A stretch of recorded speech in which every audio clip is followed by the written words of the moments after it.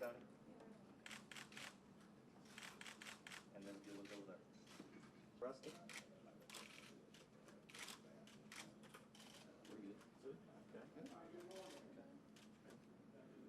Whenever you're ready, Smoke. Hey.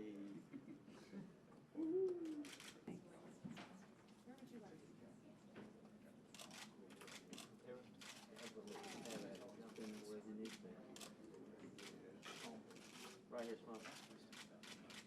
Everybody good? You don't say.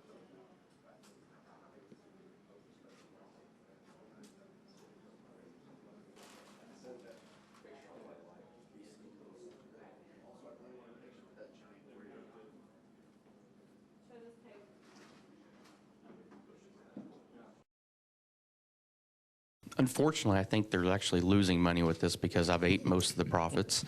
But I've always been a big fan of Oreos, and if you go in my motorhome right now, I've got the vanilla Oreos stacked to the top. So that's my big flavor. But no, it's been fun. And especially this year, having their 100th anniversary and their 100th birthday. It's a lot of fun. I mean, you think about I think all of us at some point when we were kids have enjoyed Oreos. So to have a birthday celebration that's going to last for quite some time, actually, like you mentioned, it's not till March 6th, but there's going to be a bunch of different celebrations, and this is kind of the kickoff for it here at Daytona. So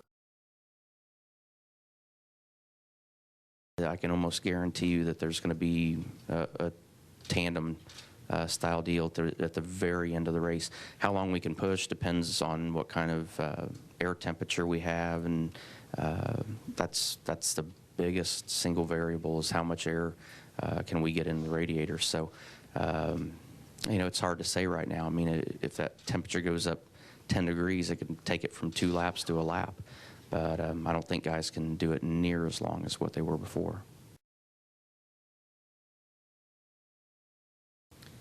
I think kind of similar to what we did basically at the beginning of the shootout. I mean, I think we got a really good car for Sunday, so you want to get the best finishing position you can in the shootout without beating up the race car. So we're going to try to do everything we can to not put ourselves in bad situations, but you know, it comes to the end of the race tomorrow. We'll push really hard to see how far up we can get and try to get a good spot, but I guess the biggest variable in the equation is just don't hurt the car that we've got. So, you know, we're locked into the race, and I think even if we don't get the starting spot we want, I still think you can come from the back here much easier and get to the front. So, you know, I think it's just the biggest thing is just take care of the race car. But, you know, the racer in you at the end of the day still wants to go get the best finish you can.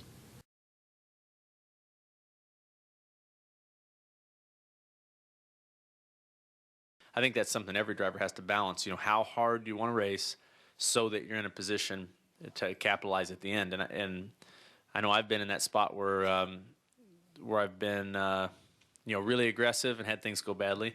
I've been really cautious and had things go badly too. So it seems to be just that there's just a ton of chance involved, and there's no real sure way to make sure that you are there at the end to compete. I mean, there just really isn't there's no set path. There's no sure plan that works. I think it works different ways for everybody, different times.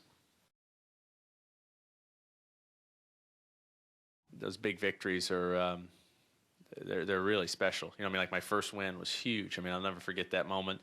A win at the Daytona 500 would be huge. I mean, it would be almost like being a kid again, and you know, getting your first win in a race car. That would be an awesome feeling. So I don't know if there's more pressure because of that, but I think it's more exciting. I get more excited about the race.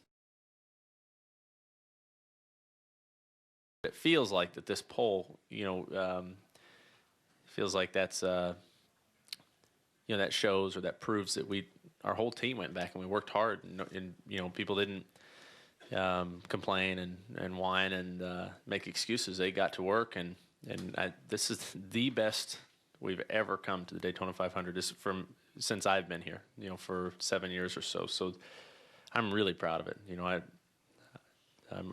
you never know how a group is going to take a loss like that because it was so competitive. But I'm really proud of our guys, and I think that pole, I think that's neat. It feels good.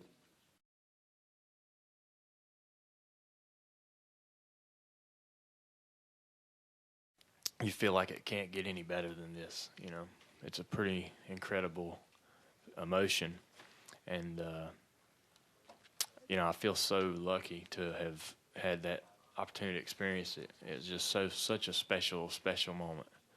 Every time I see a replay of me and my crew celebrating in the, you know, below the flag stand, you know, it all comes back so clearly, and I just continue. Every time I see that, I just think about how I just feel so fortunate to have won that race. Because, like I said, I mean, like we were talking about earlier, it's, you know, some of the greatest drivers come through this sport and don't win it. You know, it just doesn't seem right, but only certain ones get that opportunity. I do feel more confident than I did coming down here and tandem draft, and I really never felt really great about that. Having, you know, it's a completely different style of racing, and it's just not what I enjoyed. So I definitely feel better about this. Still, you know, tandem's going to win the race. It won the shootout, and it'll probably win every other race down here this week. But for the most part, you know, I feel like I can be in a better position with this style of racing coming into those last few laps, and hopefully, you know, find the right partner right at the right time, like Kyle did, and to win the shootout and win my share of races down here.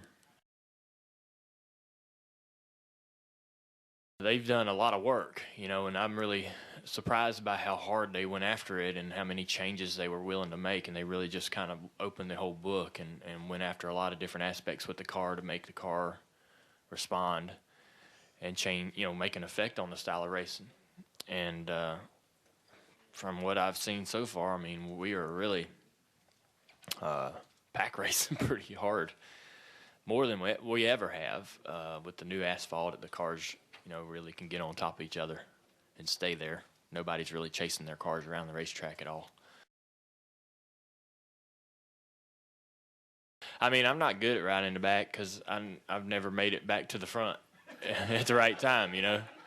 So me and Jimmie have tried to do that the last couple trips with, you know, when the tandem was all you did all day long, and didn't get to the front. You know, when it came time to go to the front, we were either not fast enough, or they were too far ahead, or the track was too blocked. You know, we were behind too many cars. So I don't think I've ever used that style and made it work for me.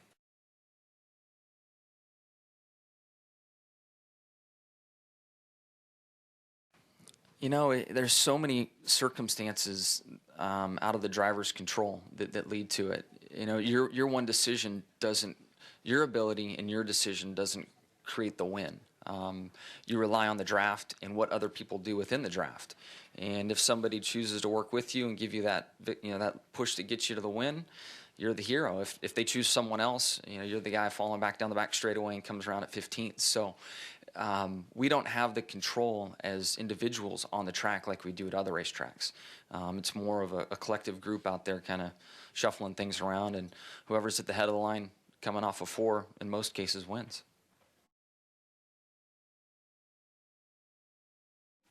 No one can prepare you for it, and especially being a driver that hadn't won a big race or a championship before, I had no clue not only what took place, you know, with the emotions and things that went on in victory lane, but the days to follow and what went with that. I mean, it was an eye-opening experience. So unless you've been through it before, I don't think you can prepare yourself for it. And I'm sure Trevor experienced that and has talked about it a little bit firsthand. But there's nothing to get you ready for it, and it's more than you would ever hope, to be honest with you, or ever dream of. It's one heck of an experience.